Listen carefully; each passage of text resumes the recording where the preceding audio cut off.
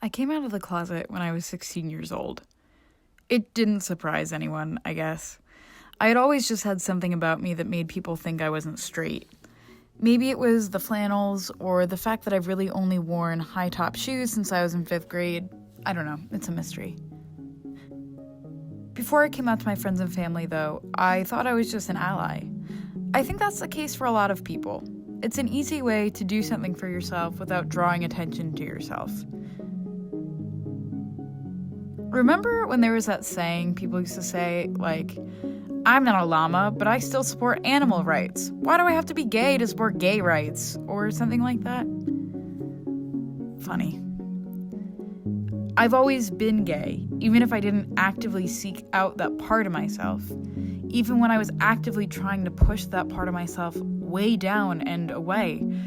And I guess in that same way, I've always been a little bit afraid of climate change, even if I didn't actively know it.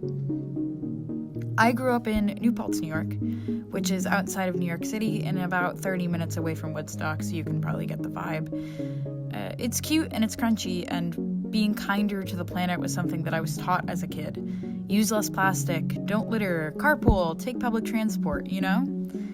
And so I was this nerdy, unknowingly gay kid denying parts of myself, growing up in this eco-friendly environment. And because I was doing the little things, I thought we were good. I thought we were immune to stuff I saw on TV, like ice caps melting and polar bears dying.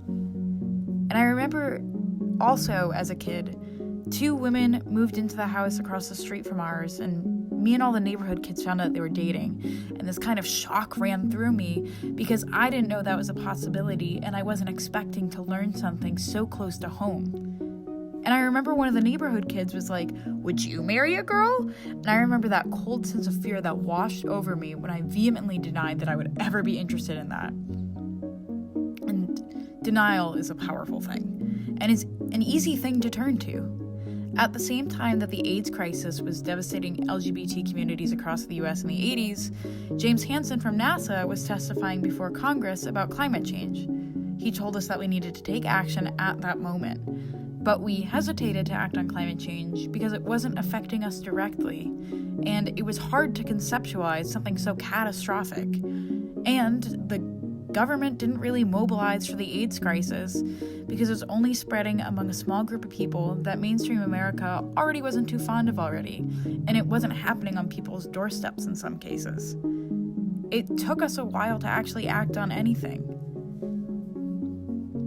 And to be fair, it's still taking us quite a long time to act on climate change, too. Gay rights and LGBT equality have broken through to the mainstream in a lot of ways. Same-sex marriage has been legalized, trans and queer actors are booking roles in mainstream media, more stories about queer people are being told. But there's still a lot of work to do, both with LGBT rights and climate change. Homophobia is still rampant.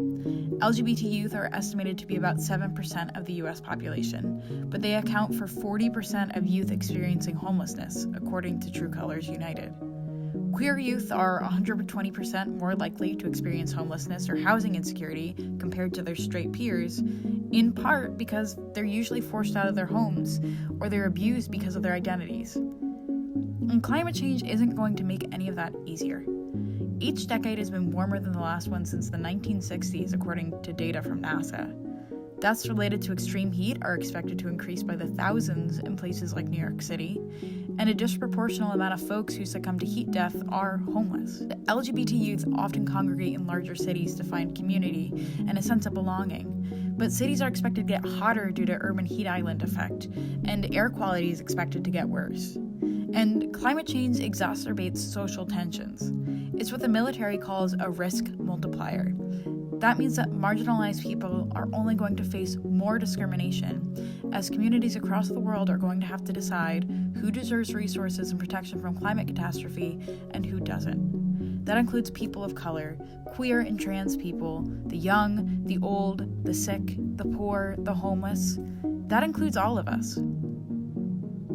I was afraid of coming out to my friends and family because I didn't know what the repercussions could be. If I told my friends, would they still associate with me? If I told my parents, would they still love me? And how would my life change?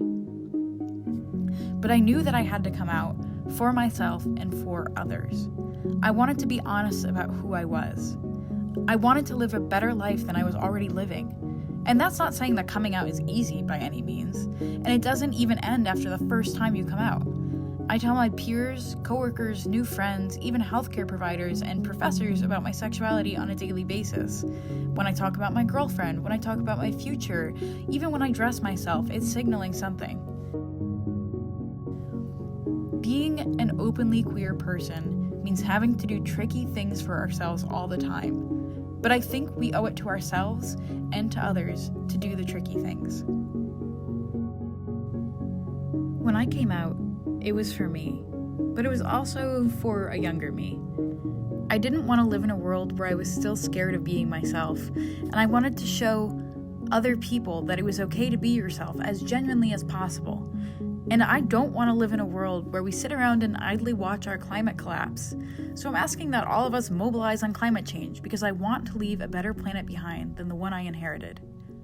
Climate change is just as much a queer issue as a science issue because it requires us to be bold and brave and do the tricky things. It involves us taking political action, asking for more from our elected officials, and starting hard conversations and doing the little things too. The queer community has already done all of this before. We can do it again. We deserve to queer the climate, not destroy it.